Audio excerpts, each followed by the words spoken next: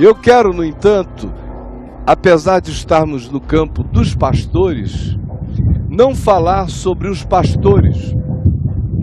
Eu quero falar sobre os homens que vieram do Oriente. Quero falar sobre os chamados magos, muito mais do que sobre os pastores. Os pastores fazem parte de um cenário pastoril. Ouviram o anúncio de um anjo e depois um coral angelical cantando e dizendo que em Belém havia nascido Cristo, o Senhor, o Salvador. E eles se levantaram na mesma hora e vieram. E encontraram José, Maria e o menino na manjedoura e o adoraram e o louvaram e ficaram em estado de perplexidade. Mudou muita coisa em volta, mas a geografia não. Isto aqui é Belém. Os lugares, como a gente tem aprendido sempre, não importam nas minúcias. Se foi aqui, se foi ali, se foi na igreja chamada da Natividade, ou num lugar que ninguém saiba onde foi e haja hoje um edifício em cima, não importa. Jesus não nasceu em nós em nenhuma geografia exceto esta, do nosso coração, da nossa existencialidade. É só aqui que tudo acontece, é só aqui que os fenômenos se realizam. Agora, aqueles homens que vieram do Oriente me interessam sobremaneira hoje, aqui para nós, porque vocês têm me ouvido, não só nos últimos anos, mas é o que eu venho falando há 42 anos, desde que eu comecei a pregar o Evangelho, desde que a consciência da palavra tomou conta de mim. Não sei se vocês sabem, mas a minha tese de ordenação ao ministério presbiteriano, eu já fiz parte disso, foi sobre a salvação dos pagãos fora dos contextos da religião. Vocês veem que eu já me converti para fora da religião e continuei, só fui piorando. Então, esses indivíduos que a gente lê acerca deles aqui em Mateus, no capítulo 2, que são descritos como homens que vieram do Oriente, porque seguiram uma estrela. Eles eram uma mistura de astrólogos com astrônomos. Naqueles dias não havia essa separação entre astronomia científica, astrofísica, e a astrologia religiosa, esotérica, supersticiosa. Isso é uma criação posterior. O homem antigo não fazia essa diferenciação. Eles estudavam os céus com rigores e precisões científicas, tanto quanto lhes fosse possível entender, avaliar e discernir os movimentos celestes, as posições dos astros. Eles nomearam todos eles. Eles foram de rigores nesse sentido, que a nossa astronomia até hoje se assusta a respeito deles. Por exemplo, existem cálculos de solstícios de inverno, de verão, de movimentos estelares que aqueles homens da antiguidade fizeram e que são corrigidos exclusivamente pelos nossos computadores de ponta.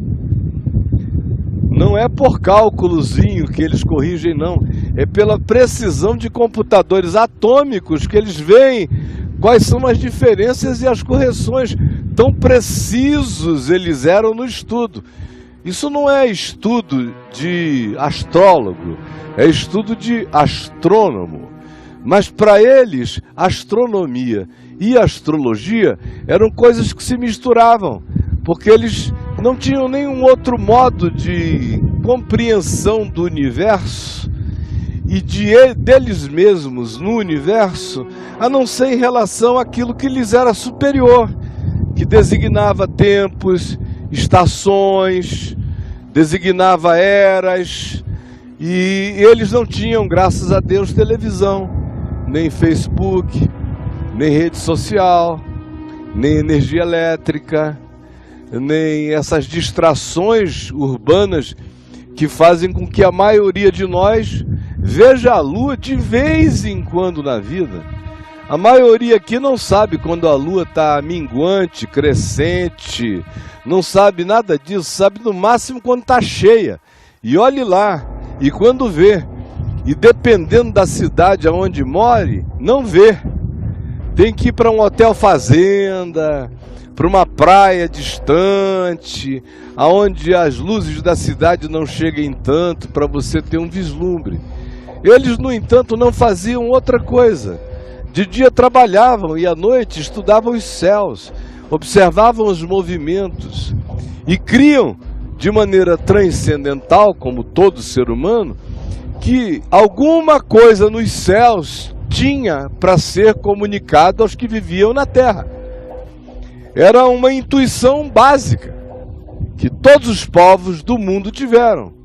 Por isso a gente vê pirâmides erguidas, alinhadas com constelações no Egito.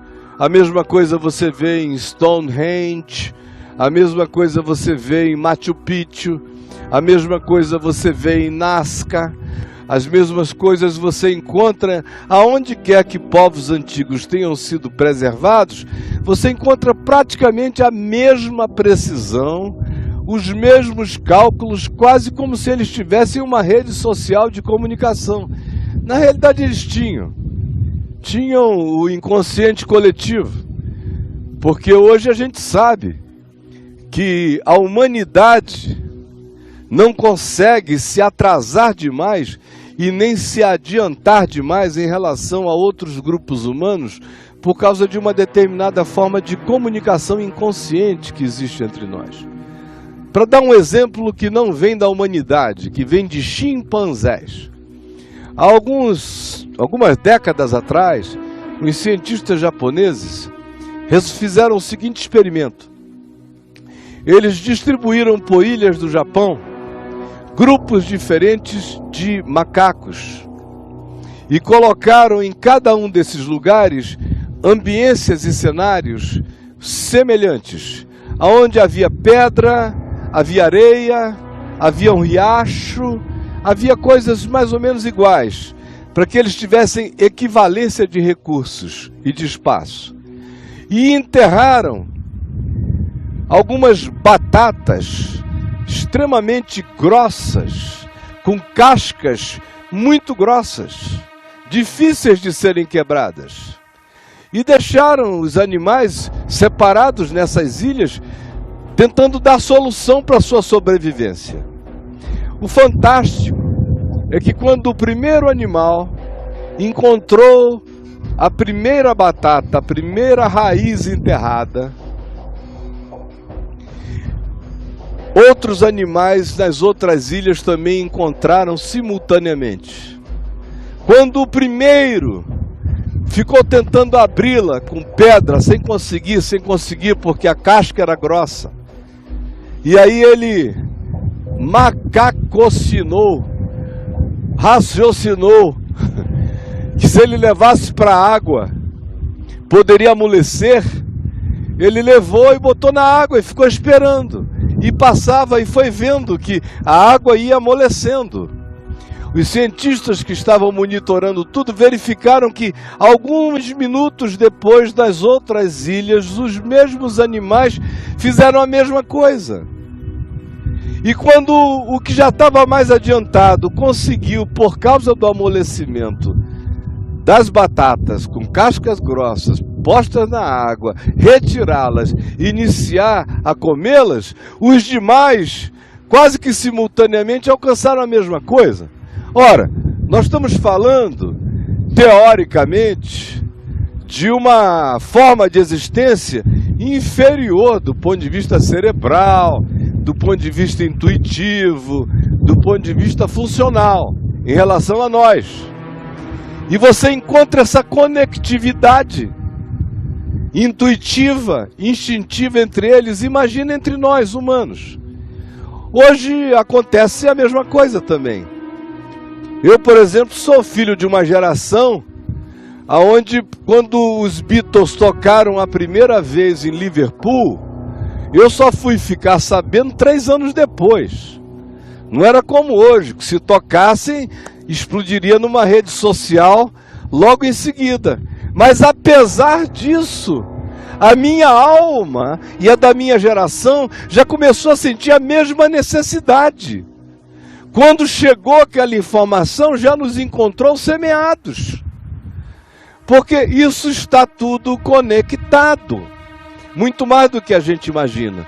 Então, estou dizendo isso para dizer que os desenvolvimentos de um povo, de um dado lugar, dependendo do nível e do alcance de percepção mental, psicológica, emocional que tenham tido, estabelece uma comunicação nessa rede que Jung veio a chamar de inconsciente coletivo.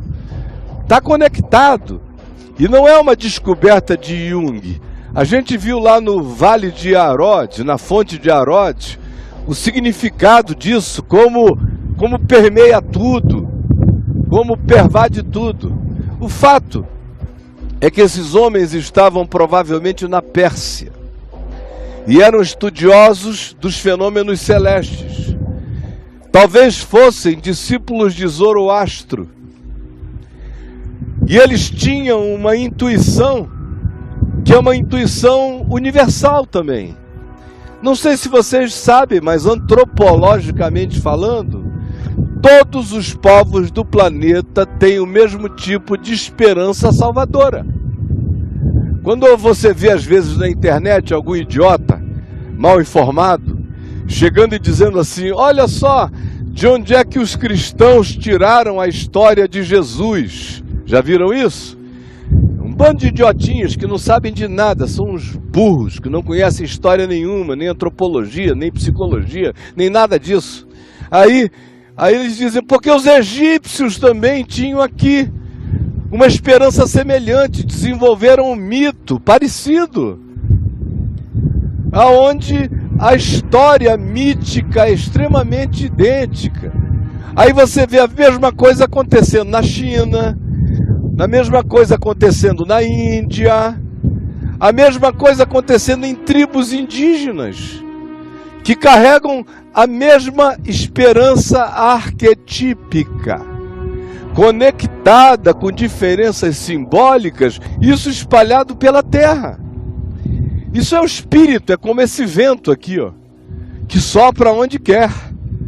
Não se sabe de onde vem nem para onde vai. O cara está lá na Pérsia, tendo sonhos de esperança arquetípica com um salvador do mundo que ele não consegue explicar. Quem é, nem quem seja, nem como viria, nem como aconteceria. Numa outra localidade, um outro grupo humano, com outras vestimentas simbólicas e arquetípicas, todas semelhantes à sua própria cultura, estão tendo sonhos semelhantes, esperanças semelhantes, fazendo poesias. É onde a arte mais é útil, porque a arte carrega esse aspecto luminoso, carrega esse aspecto místico da expressão do ser. Às vezes isso vira pintura, às vezes vira música, às vezes vira poesia, às vezes vira lenda, às vezes vira fábula. Por exemplo, a história do dilúvio de Noé. Não tem praticamente nenhuma cultura humana que não tenha a mesma história, com nomes diferentes. A família às vezes aumenta de 8 para 16, tem umas pequenas variações, mas mostrando que houve uma conexão, a história viajou, seja pela informação oral, ou seja pela intuição inexplicável de esperanças e certezas que nos unem como humanos, o que é óbvio. Nós todos procedemos do mesmo DNA, do mesmo pai, da mesma mãe, nós todos somos gêmeos distantes. O que acontece com gêmeos chifópagos, que é uma coisa chocante, às vezes criados de maneiras separadas por oceanos, E eles sentem nos mesmos dias as mesmas coisas, têm as mesmas necessidades, as mesmas conexões. Nós todos só não as experimentamos com muito mais proximidade porque a nossa cultura é uma cultura de entupimento da nossa sensorialidade. Porque se nós nos desentupíssemos, nós nos sentiríamos e nos perceberíamos muito mais. Quando alguém é chamado de sensitivo entre nós, não é nada senão uma pessoa um pouco mais normal do que as outras, que ficaram dessensibilizadas. Porque o nosso natural seríamos falarmos muito menos e nos sabermos muito mais, nos sentirmos muito mais, nos escanearmos muito mais, nos discernirmos infinitamente mais, nos compreendermos muito mais do que a gente sequer compreende, porque nós estamos distraídos com uma multidão de lixo na nossa mente e na nossa alma. Voltando, portanto, àqueles homens, que é o que me interessa aqui. Aqueles homens estavam lá, quando de repente, do Oriente, eles veem um sinal nos céus. Não se diz que tipo de sinal é esse, mas obviamente não deveria ser um corpo celeste comum. A gente sempre pensa numa estrela. Estrelas não fazem viagens assim. Isso era um cometa, um asteroide, qualquer outra coisa que você queira, até onde a sua imaginação possa ir. Eu não vou dar ideia para ninguém aqui. O fato é que era algo que eles viram e que era alienígena, em relação ao mapeamento celeste que eles tinham. O mapeamento celeste eles tinham lá, com as mudanças suaves. Mas aquilo ali carregava uma não fixidez, carregava um caminho rápido. Eles disseram, isso carrega a sinalização de algo que é estranho aos céus. E entre eles, na cultura deles, havia essa esperança de que um dia nasceria alguém e que o nascimento dessa pessoa seria marcada por uma sinalização desta natureza. Ora, eles se puseram a seguir esse corpo celeste. Vieram do Irã, provavelmente para cá. Olha a viagem que os caras fizeram. Do Irã para cá, ou do Iraque, naquelas imediações da antiga Mesopotâmia, ou de um lugar próximo. A maioria dos estudiosos acha que provavelmente foi da antiga Pérsia que vieram. E chegaram a Jerusalém, a 5 quilômetros aqui de Belém. Chegaram nos dias do rei Herodes, o Grande, 5 anos antes de Cristo. 4,5. Antes de Cristo. Porque, como vocês sabem, Jesus nasceu antes do que foi marcado no calendário gregoriano. Então eles chegaram lá e foram direto procurar a autoridade suprema, o rei Herodes. Porque eles acharam que Herodes, olha só a pureza desses homens. Eles acharam que Herodes iria ficar feliz da vida, de pensar, poxa, que privilégio, a minha terra, o meu reino, o meu país vai ser visitado pelo sol nascente das alturas, vai ser visitado pela divindade, vai ser visitado pela luz. Vai ser o chão de uma nova era, de um novo tempo, de um novo Aeon. Eles vieram com essa esperança boba, simples, ingênua, não sabendo quem era Herodes, maluco, que tinha sido capaz de matar filhos, matar a mulher que amava, Miriam, matar o cunhado, aonde quer que ele achasse que pudesse haver uma conspiração. Mesmo que não houvesse, bastava que alguém dissesse, essa pessoa da sua família é carismática, linda e bonita, vai dar um belo príncipe. Já era uma ameaça para ele. Ele carregava dentro dele esse turbilhão de aflições interiores.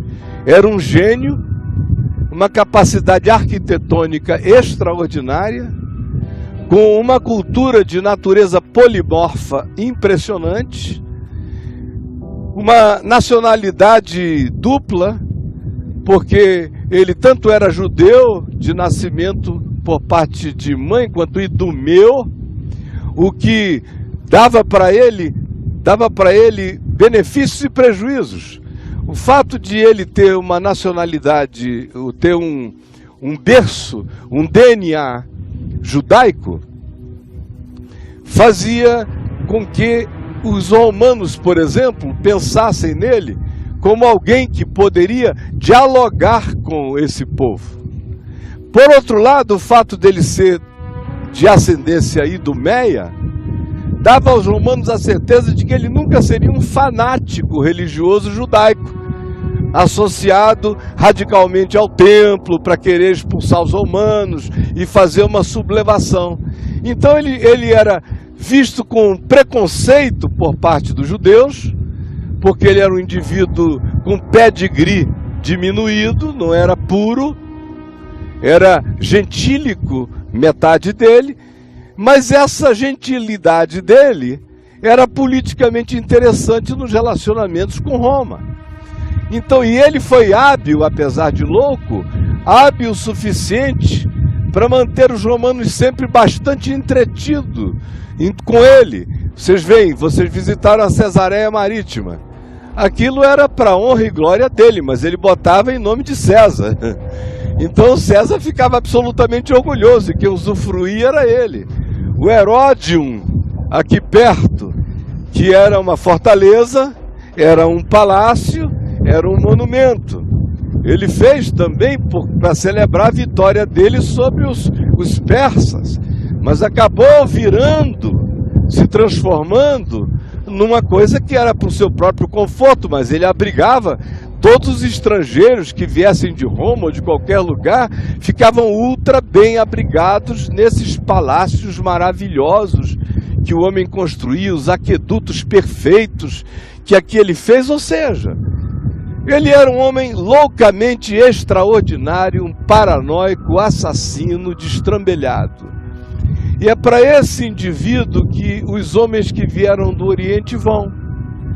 Chegaram ao rei Herodes e disseram: olha, nós estamos seguindo um corpo celeste alienígena faz um tempo, e ele nos guiou até aqui. E a intuição que nós temos é de que ele anuncia o nascimento do rei dos judeus. Aí vocês imaginem como Herodes ficou. Seu cara babou de ódio, de raiva, mas teve que se controlar, não é? Como bom político, ele fez de conta que estava feliz. Fez de conta. O cara é o maior Eduardo Cunha. O sujeito é o maior, o nosso amigo do Senado, o Renan Calheiros. É só sorriso. Aí disse: é mesmo, amigos? Que coisa bonita, legal. Aí os sábios perguntaram: o senhor sabe onde vai ser? Aí disse: não, eu não, mas estou afinzão de saber. Peraí. Aí mandou chamar os teólogos. E entraram os teólogos da corte. E eles perguntou aos teólogos, apresentou, e disse: ó, tem que esses homens que vieram do Oriente, seguindo um corpo celeste alienígena, e disseram que o rei dos judeus, o rei da esperança davídica, do sonho de Davi, do sonho dos profetas, anunciado das escrituras antigas, vai nascer entre nós agora, está nascendo. Vocês sabem o endereço, a profecia da Alcep? Alguém aqui sabe onde é? Não tinha GPS. Então, os teólogos na mesma hora abriram a escritura, foram com o dedo em cima de Miqueias, capítulo 5, versículo 2, que dava o endereço. Aliás, era um endereço que já vinha sendo pontilhado há muitos anos. No livro de Gênesis, quando Jacó abençoou seus filhos, ele disse a Judá que o cetro não se apartaria de Judá até que chegasse o enviado, até que viesse Siló, o enviado. Dali em diante, todos começaram a colocar os olhos na descendência de Judá.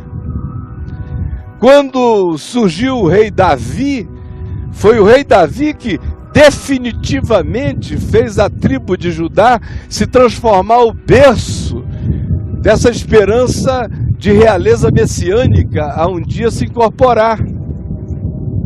Por isso surge aquela descendência davídica com Salomão.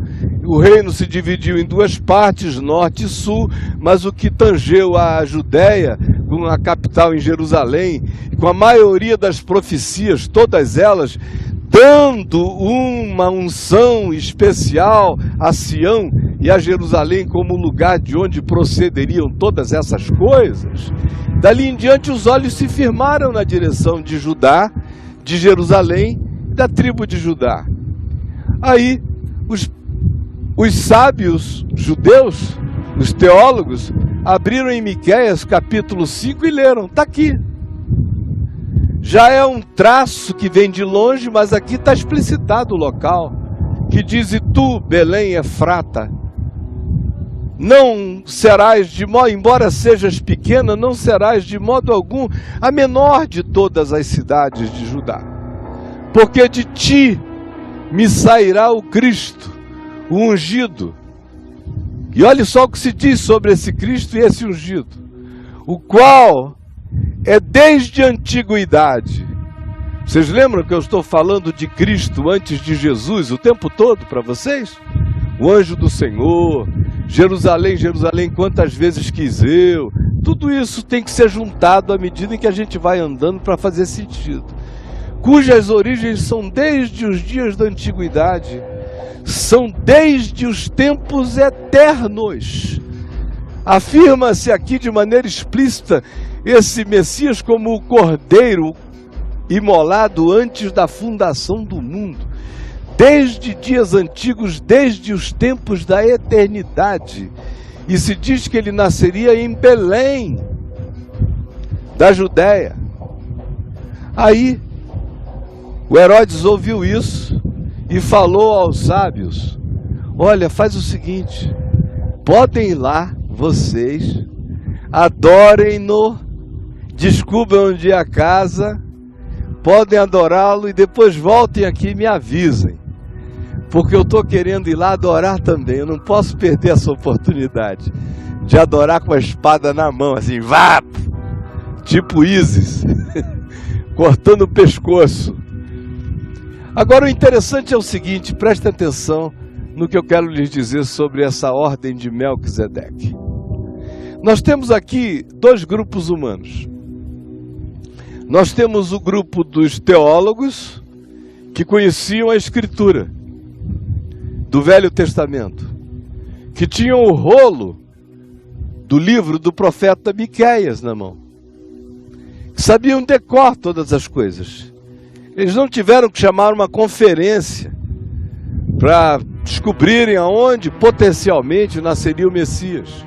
Não. Eles tinham tudo de cabeça. Eles foram em cima e disseram: está aqui, ó. Miqueias disse isto, é em Belém que vai nascer este que é mais do que apenas um Messias ungido. É alguém que é desde os dias da antiguidade, é desde os tempos eternos. É alguém transhistórico, não apenas histórico. É alguém que estará se historificando, mas cuja existência é transhistórica.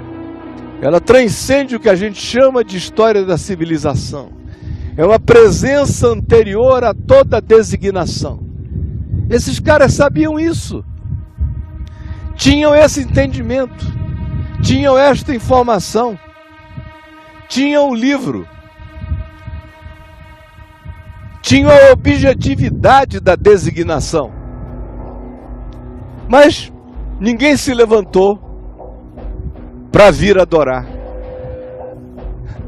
Todos ficaram em Jerusalém com Bíblia na mão. Sem acreditar, com Bíblia na mão. Sabiam o texto, conheciam as Escrituras, mas não carregavam a luz no coração. Agora vejam outro grupo. Vem da Pérsia, de Zoroastro, sem escritura, sem Bíblia na mão, sem nada,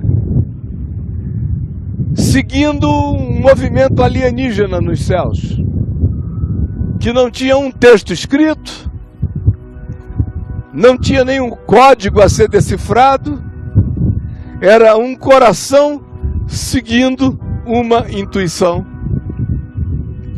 E os fez moverem-se por quilômetros e quilômetros e quilômetros, e dias e semanas, vindo de lá para cá, atravessando com uma caravana, interpretados em muitos lugares, quem sabe como sonhadores loucos, até chegarem em Jerusalém e encontrarem o povo da Bíblia,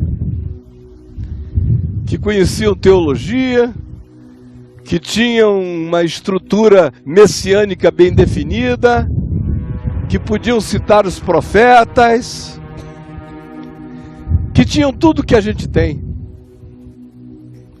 Tinham tudo que a gente tem.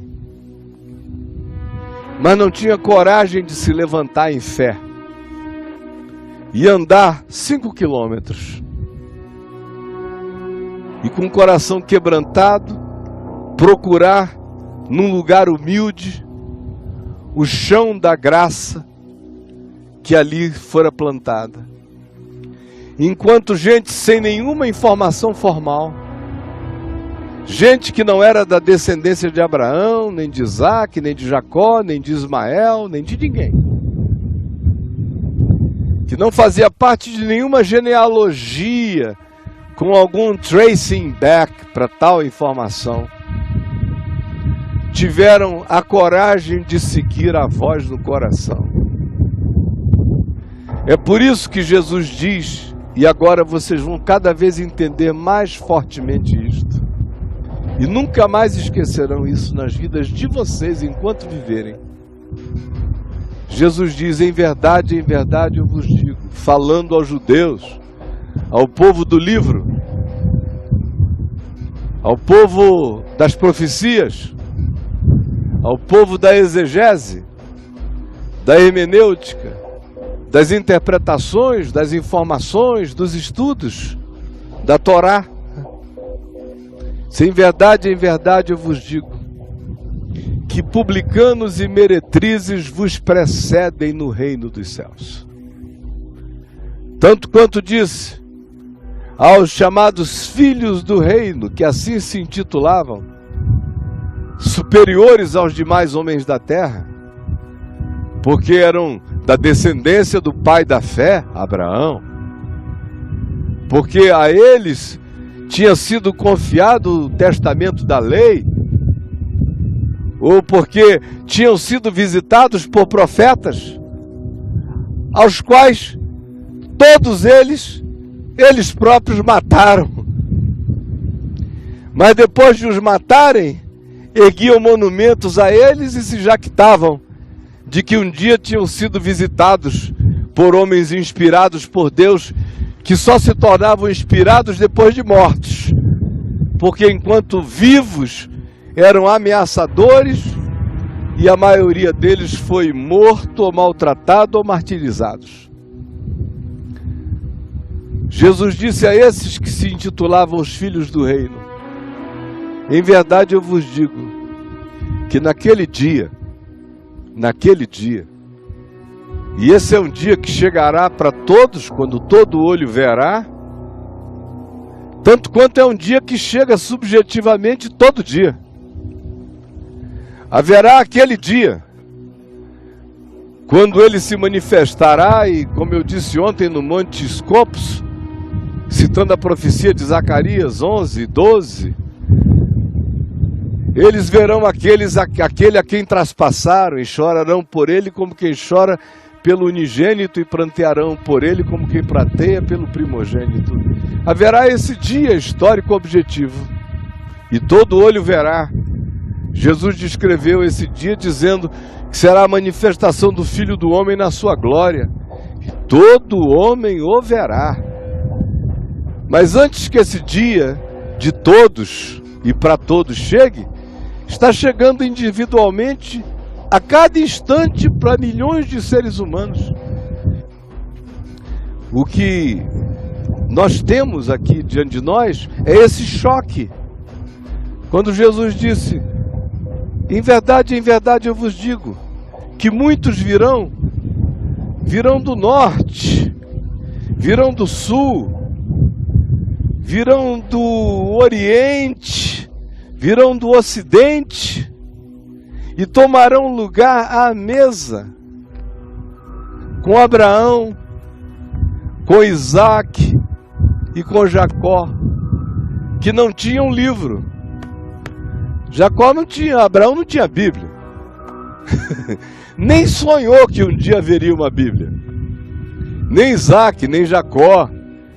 Quase todos os homens que nos precederam na fé não tinham um único livro para orientá-los. Eles viviam das tradições orais e das intuições dos seus corações, andando com Deus, buscando o que era reto, justo e bom, e sabendo que quem quer que andasse em amor e andasse no temor do Senhor, estava fazendo o que lhe era agradável, não tinha mistério na percepção.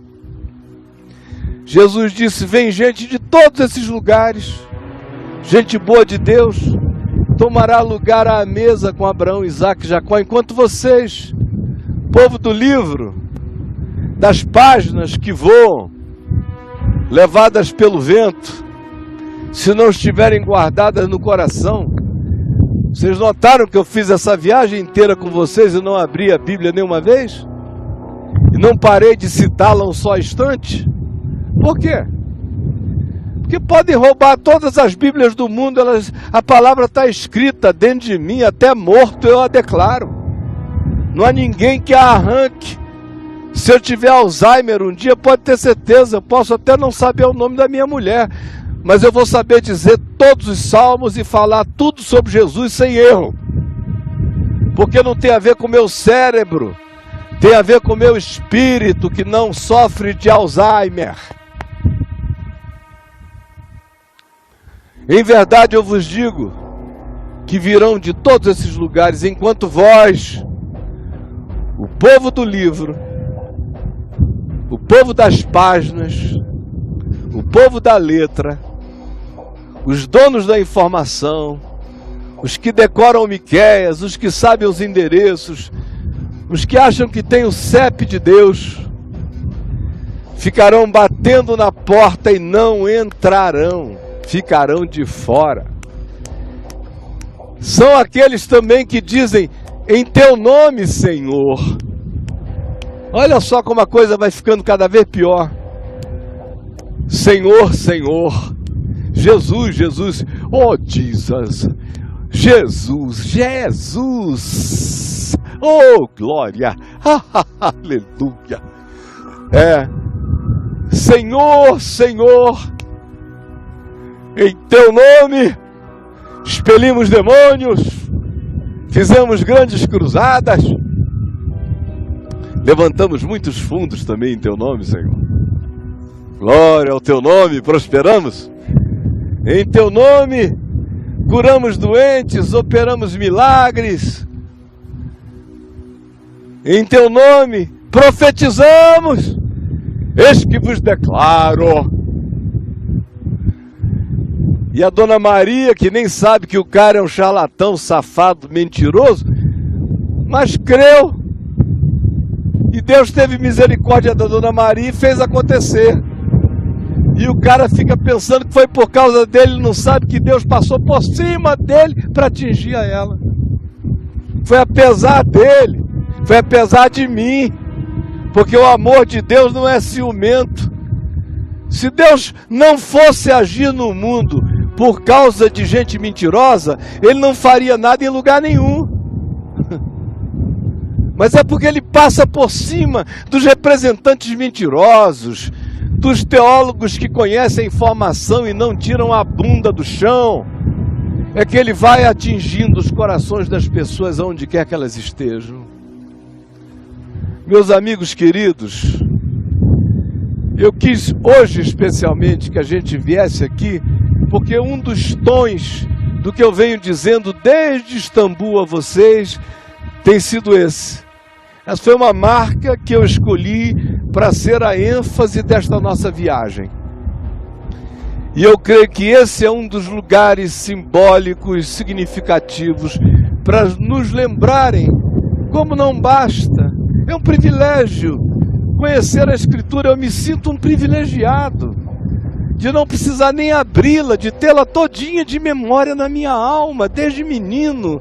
Fui instruído pela minha mãe, pela minha avó, e guardei. Antes de me converter, eu já tinha dezenas de salmos de memória.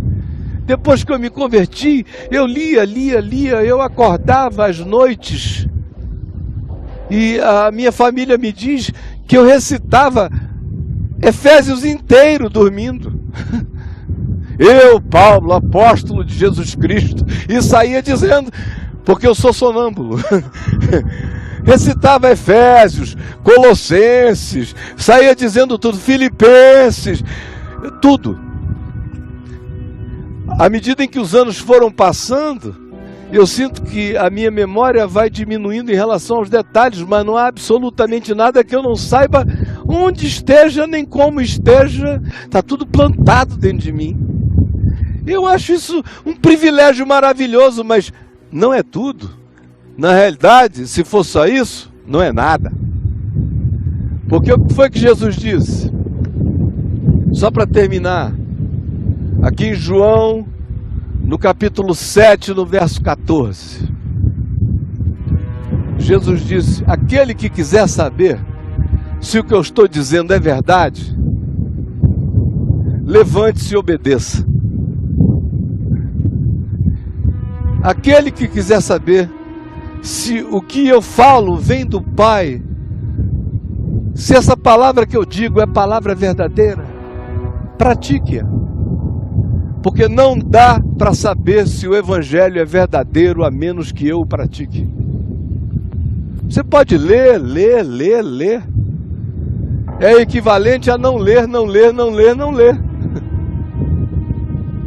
A única coisa que faz diferença é se eu me levantar e andar.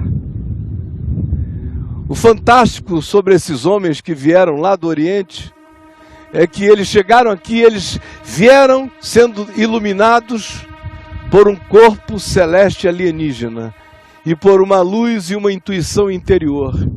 Quando eles encontraram a Jesus e trouxeram ouro, incenso e mirra e adoraram, diz o texto que por divina advertência, olha que coisa bonita, o pessoal de Jerusalém ficou na mão. Por divina advertência, Deus lhes falou que não voltassem a Jerusalém antes retornassem à sua terra por um outro caminho. Isso aqui é lindo. Eles vêm até a presença de Jesus e voltam por um outro caminho. Agora, quem só tem informação decorada na memória, não sai do lugar. E se sair do lugar, vem por um caminho e volta pelo mesmo, porque eles não têm um caminho, eles só são filhos de uma estrada fixa. Quem só tem livro, tem uma estrada cheia de sinais. Quem tem o Evangelho como prática na vida, acompanhado em fé, tem um caminho no coração.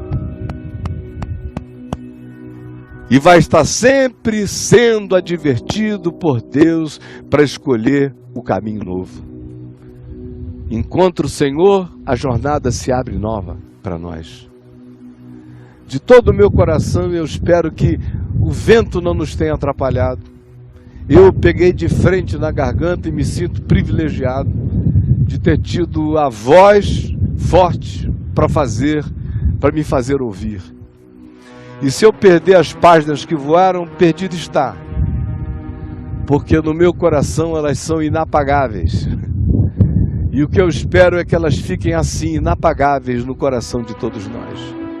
Mas já que nós temos o privilégio, pelo amor de Deus, tratem com carinho a palavra escrita. Leiam, voltem para casa dispostos a lerem o Novo Testamento. É claro que Deus pode nos orientar e pode fazer de cada um de nós pessoas que serão guiadas por corpos estranhos, por sinais indiscerníveis aos sentidos. Mas se a gente tem a chance,